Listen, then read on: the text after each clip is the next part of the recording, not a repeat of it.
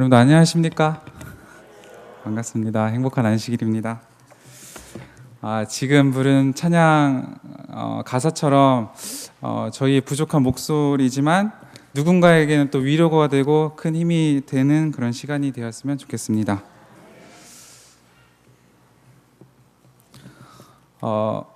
각부 정성회 중에서 찬양대가 제일 마지막인가요? 네. 제가 지금까지 이제 각부 정상회를 시간을 참석하면서 하나도 중요하지 않은 부서가 없었다. 그러면서 모든 분들께서 중요한 헌신 봉사를 하고 계시다는 것을 다시 한번 깨닫는 시간들이었습니다. 모든 분들 또 수고와 고생을 하신 모든 분들 가정마다 하나님의 축복과 또 은혜가 늘 함께 하시기를 이 시간 간절히 바라겠습니다. 저희 청년들이 지난주에 맛있는 음식을 가지고 어딘가요? 부곡동인가요? 예, 부곡동으로 야외 예배를 다녀왔습니다. 예배를 마치고 청년회의 그런 발전을 위해서 열띤 토론을 펼쳤고요. 결론을 맺은 후에 이제 대화의 주제가 찬양대 쪽으로 넘어갔습니다. 청년의 일원이면서 또 찬양대 모든 참석하는 인원들인데 그 중에서 이제 여러 가지 이야기를 제가 귀 기울여 들어봤습니다. 제일 먼저 누구 얘기를 들어봤을까요? 저는 반주자 얘기를 들어봤습니다.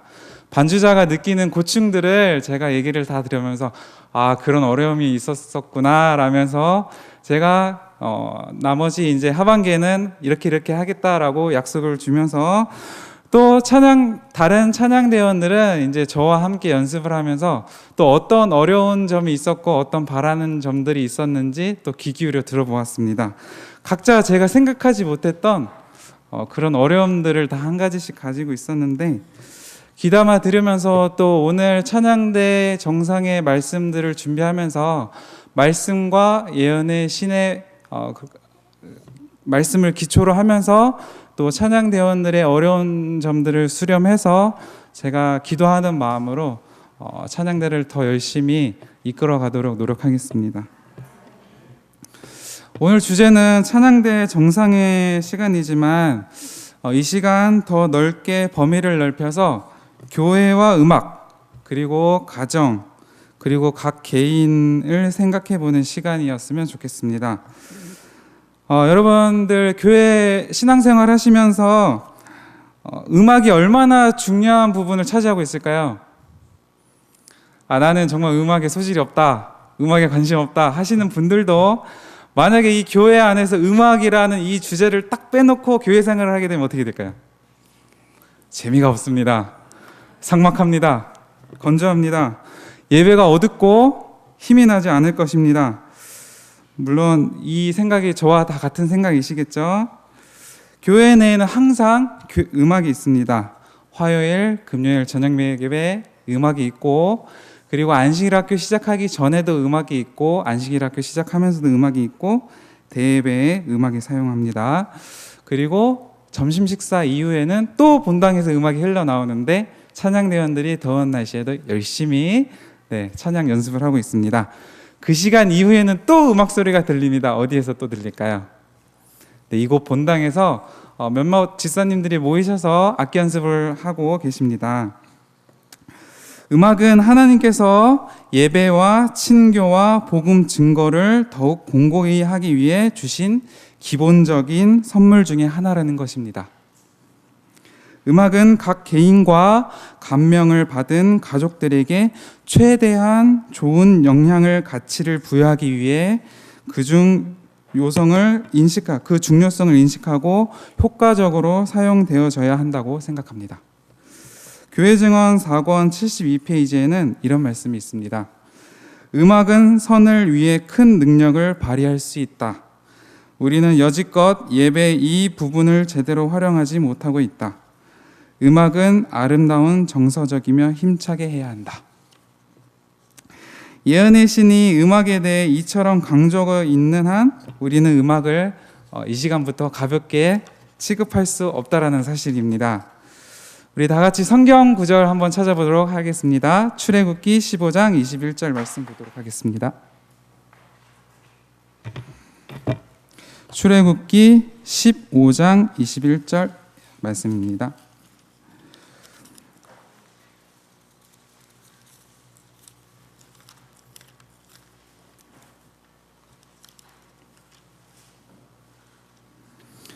(15장 21절) 우리 찾으셨으면 다 같이 낭독해 보도록 하겠습니다. 21절 시작. 미리암이 그들에게 화답하여 이르되 너희는 여호와를 찬송하라. 그는 높고 영화로우시며 말과 그 탄 자를 바다에 던지셨음이로다 하였더라. 여기에서 눈에 띄는 성경 구절은 여호와를 찬송하라. 그는 높고 영화로우시도다 하는 노래의 음조는 이 이스라엘 백성이 광야를 여행하는 동안에 노래로 많은 귀한 교훈이 저희 마음 가운데도 새겨지고 바로의 군대에서 구원을 받을 때 이스라엘 정부는 승리의 노래를 함께 불렀다는 것입니다. 이 악기 소리에 맞추어 노래 부르며 이 사람들은 이 노래 소리에 발을 맞춰서 행군을 하기 시작했습니다.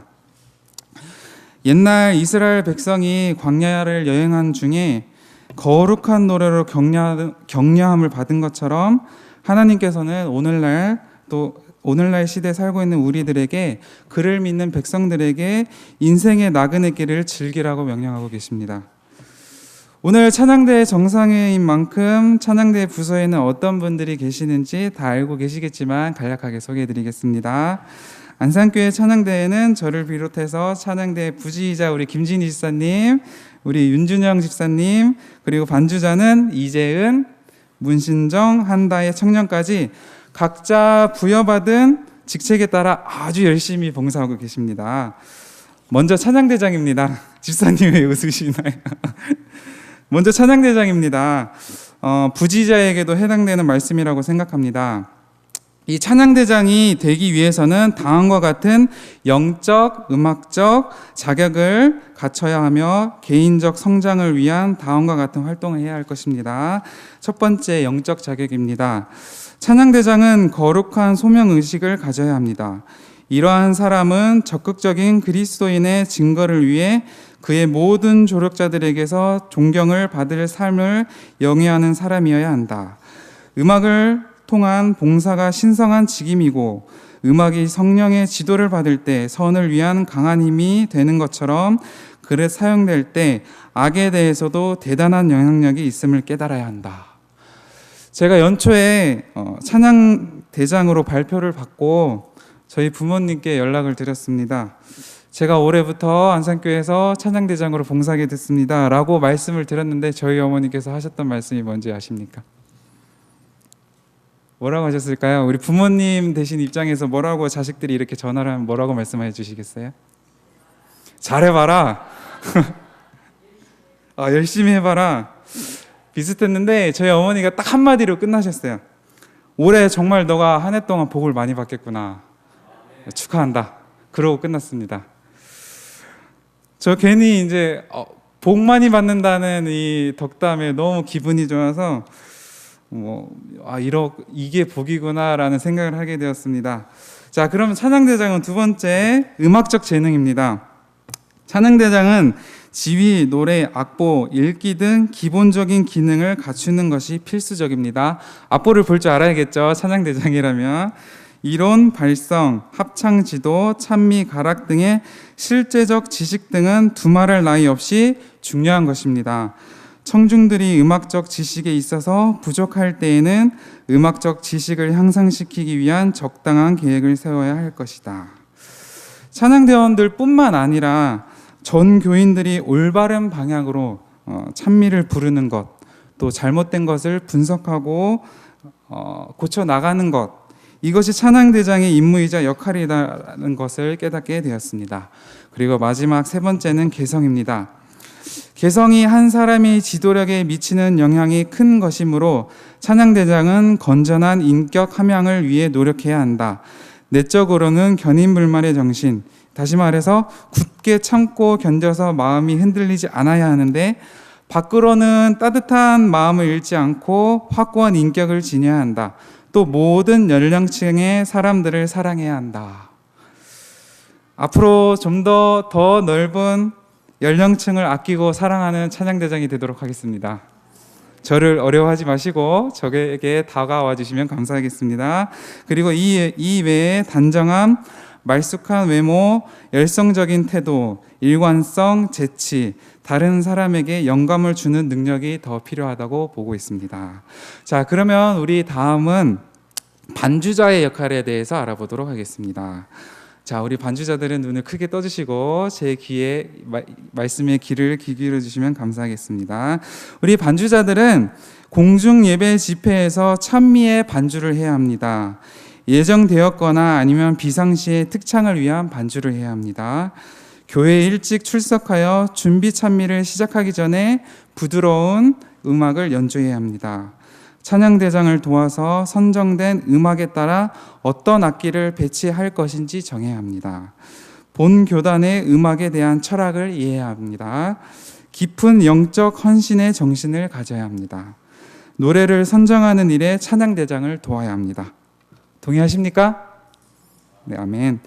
자, 지금까지 많은 항목을 제가 말씀드렸는데 우리 안산교회 세 분의 이 반주자들은 늘 책임감을 갖고 열심히 봉사하고 계시는데 우리 교회 형편에 맞추어서 효과적으로 더 수준 높은 반주자 역할을 수행하기 위해서 저도 옆에서 많이 돕도록 하겠습니다.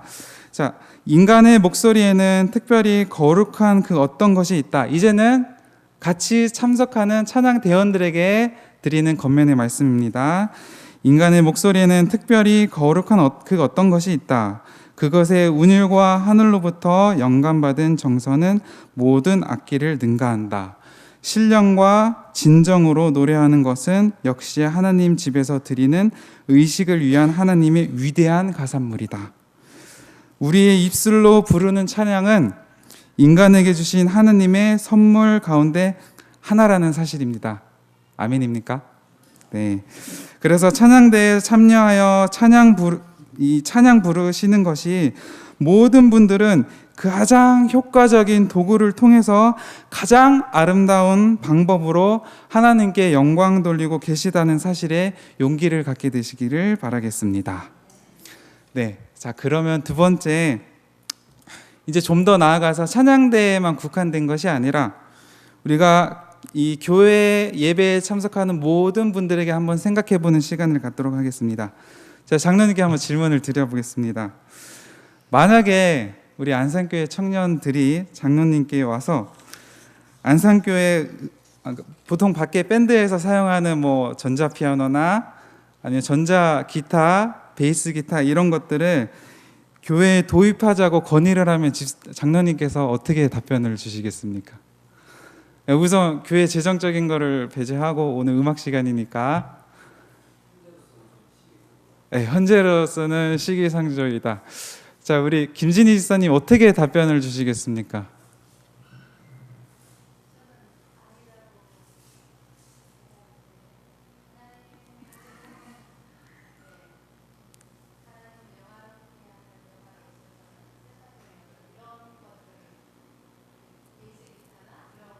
네.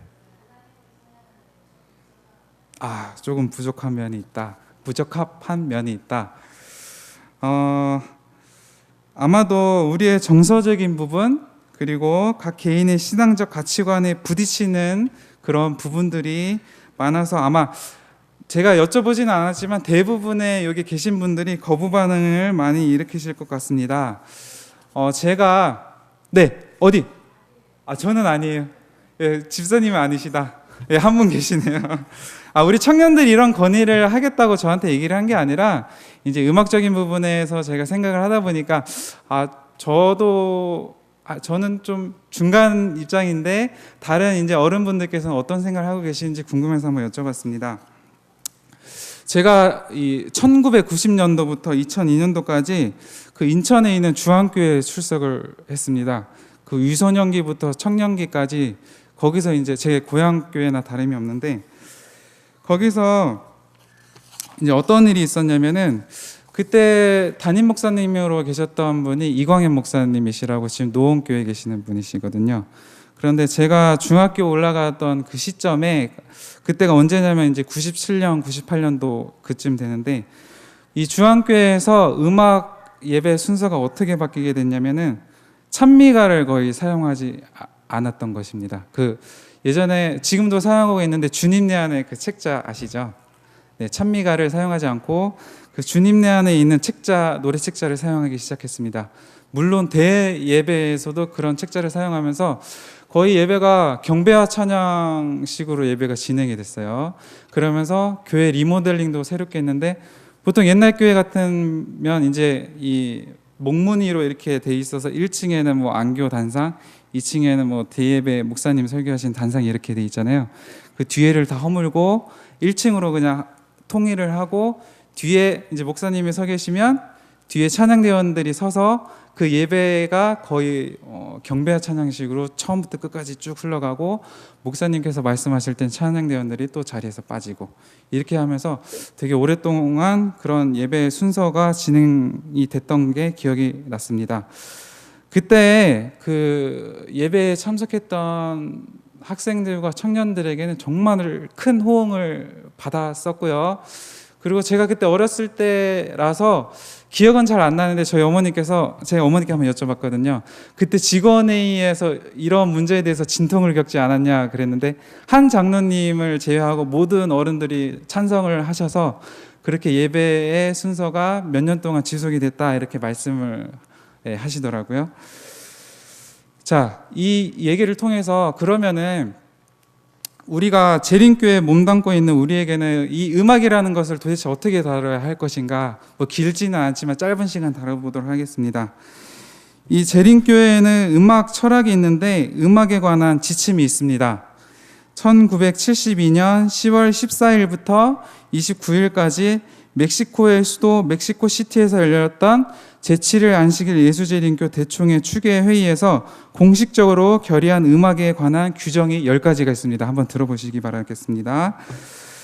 음악은 하나님께 영광을 돌리고 그분께 예배할 수 있도록 우리를 기꺼이 도와주어야 한다.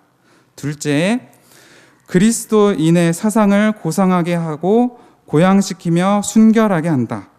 셋째, 그리스도인들이 자신의 생애와 다른 사람들의 생애에서 그리스도의 품성을 개발시키는데 효과적으로 영향을 끼쳐야 한다. 넷째, 가사는 교회의 성서적인 가르침과 조화되어야 한다. 다섯째, 거룩함과 신성을 모독하는 것이 혼합되는 것을 피하면서 말씀과 음악에 의해 전달되는 기별 사이의 조화를 나타내야 한다. 여섯째, 연극적이고 교만한 전시를 피하라. 일곱 번째, 수반되는 악기에 의해 지나치게 압도당하지 않고 가사의 기별에 우선권을 두어야 한다. 여덟 번째, 정서적, 지적, 그리고 영적 요소의 현명한 균형을 유지해야 한다. 아홉 번째, 있는 바로 그곳에서 백성들을 만나기 위한 노력에서 결코 품위와 탁월성의 높은 원칙을 양보하지 말아라. 마지막 열 번째, 상황과 배경과 청중에게 적절해야 한다. 우리가 사용하는 모든 악기들에게서 리듬은 가장 강력한 신체적인 반응을 일으킨다고 합니다.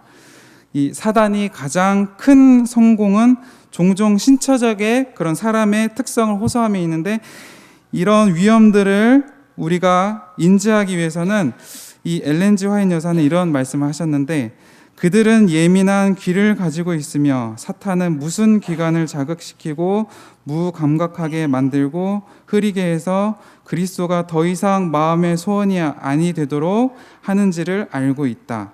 하나님의 지식과 은혜 안에서의 성장을 위한 영혼의 영적 갈망이 결핍되도록 한다.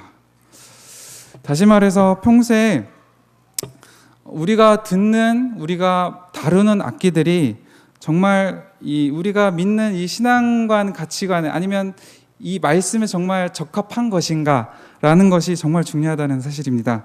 그러면서 우리가 음악을 듣거나 또 노래를 부를 때 이 음악이 내 개인적인 신앙생활에 어떻게 작용할 것인지, 어떤 영향을 줄 것인지 영적 분별력이 분명히 필요하다는 사실입니다.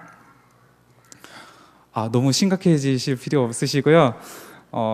아마 도움이 될 것 같아서 제가 말씀을 준비했고, 마지막 세 번째는 그러면은 교회에서 음악은 이렇게 다루는데 그러면은 여러분들이 계시는 가정에서의 음악은 어떻게 다뤄지고 계십니까?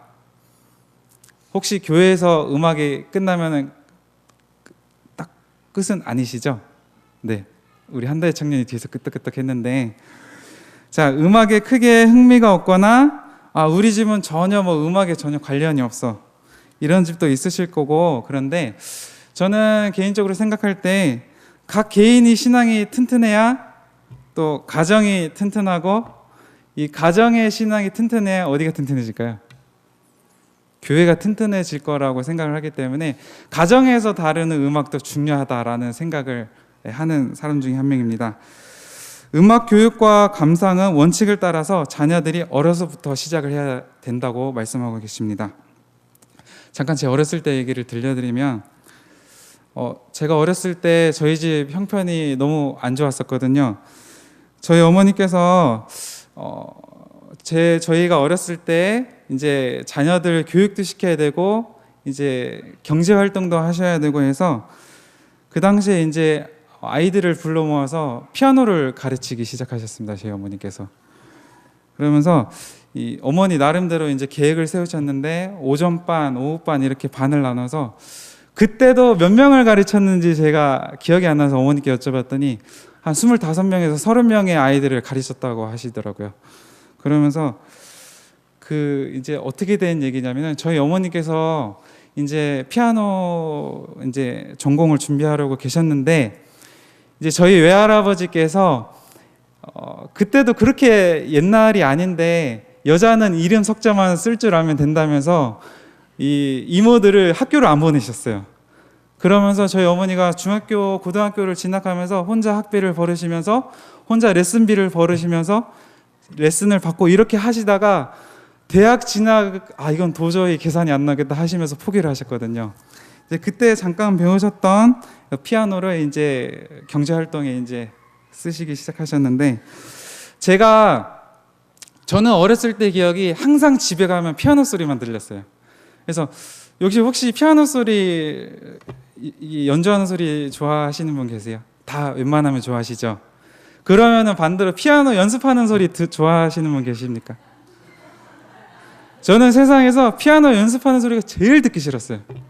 그게 얼마나 싫었냐면은 정말 고통스럽고, 이게 잘 치면 상관이 없는데 이 어린애들은 피아노를 치다가 틀리면 다시 처음으로 가요. 그러면서 너무 괴로웠는데, 어느 정도로 괴로웠냐면은 이제 학교 끝나고 집에 가잖아요. 집에 들어가기가 싫었는데 더 큰 일은 무엇이냐면 저희 어머니께서 저보고 피아노를 배우라는 거였어요.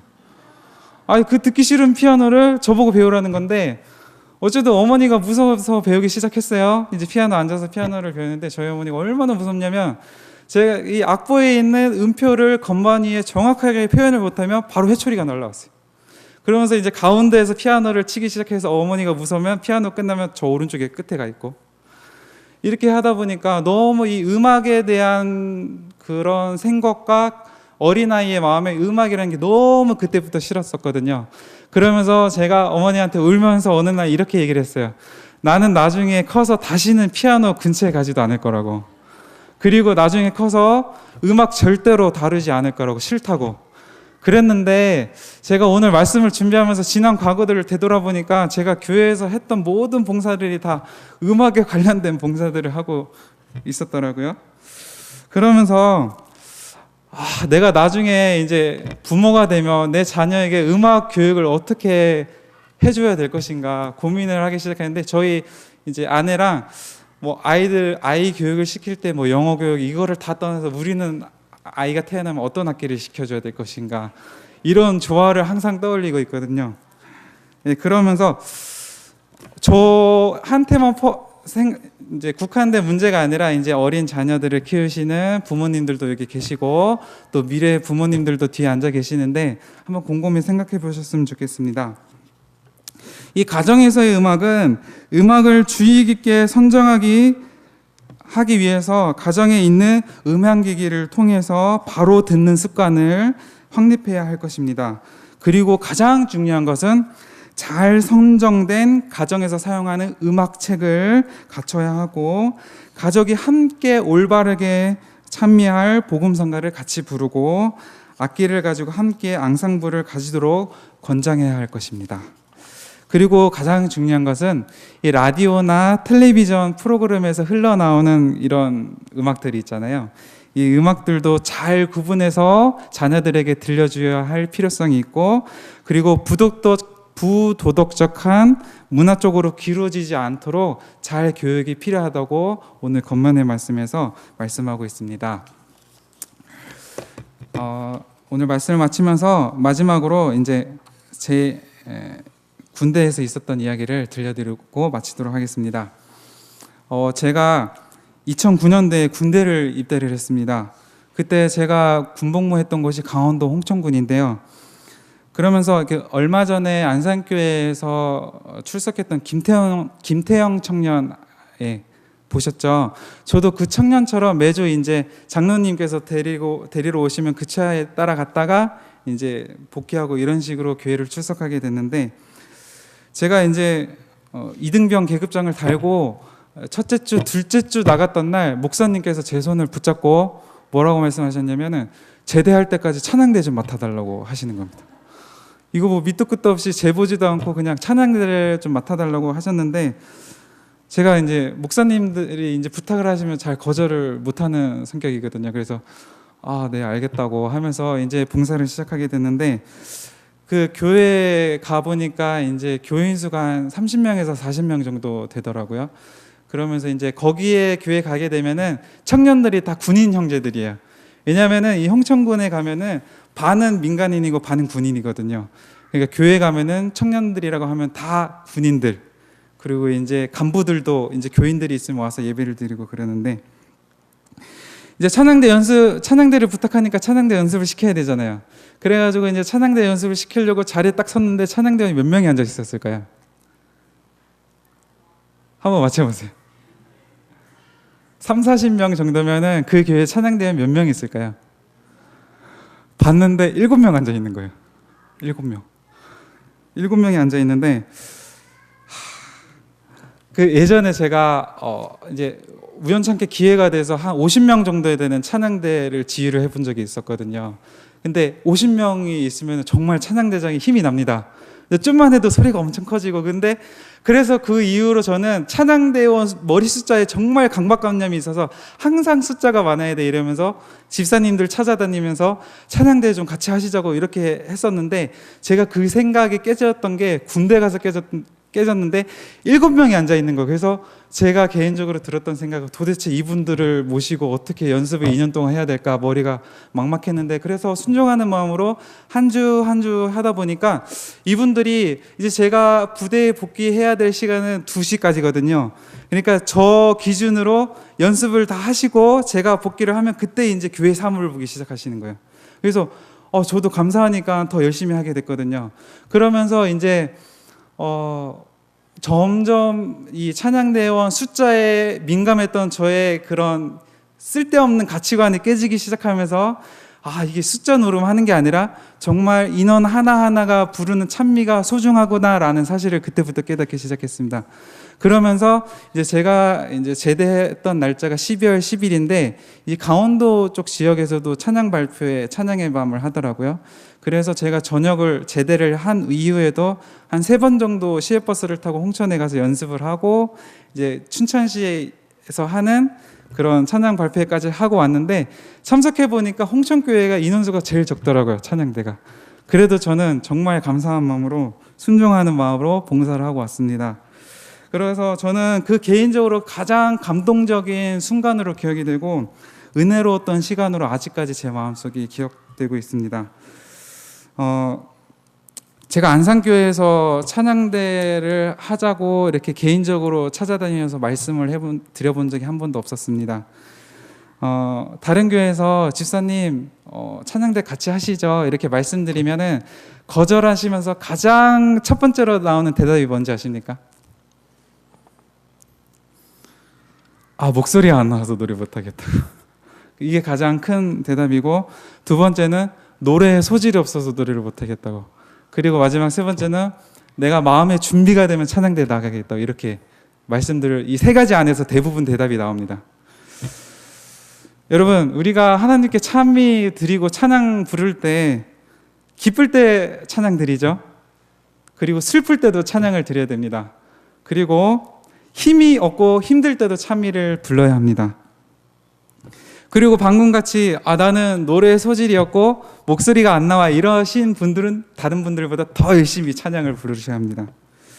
제 친구가 저기 옆에 시흥시청에 있는 그 시립합창단에서 수석단원으로 있는데 그곳에는 입단 테스트가 너무 까다롭다고 합니다. 그냥 뭐 거의 다 전공생들이고 이런데 다행스럽게도 우리 안산교회 찬양대는 입단 테스트가 전혀 없습니다. 그래서 여러분들이 원하시면 언제든지 오셔서 연습을 같이 하시면 되니까 제가 또 언제 찬양대 순서가 있을지 모르겠지만 오늘 저한테 배정된 시간이 있으니까 마음껏 홍보하고 내려가도록 하겠습니다. 고민되시는 분들을 위해서 제가 말씀을 마지막으로 드리겠습니다. 노래라는 것은 우리가 실망을 물리치기 위하여 언제나 사용할 수 있는 무기이다. 우리가 그와 같이 구주의 임재의 햇빛을 받고자 마음을 열 때 우리는 건강한 구분의 축복을 받게 될 것이다. 노래는 마음의 영적 진리로 감명을 주는 가장 효과적인 수단 가운데 하나이다. 자주 신성한 노래에 의해 회개와 믿음의 샘이 열려져 왔다. 이 시간부터 내가 기쁘고 내 가족이 기쁘고 그래서 하나님께 영광 돌리고 앞으로 안산교회가 더욱더 성장해 나갔으면 하는 마음으로 짧지만 저의 순서를 마치도록 하겠습니다.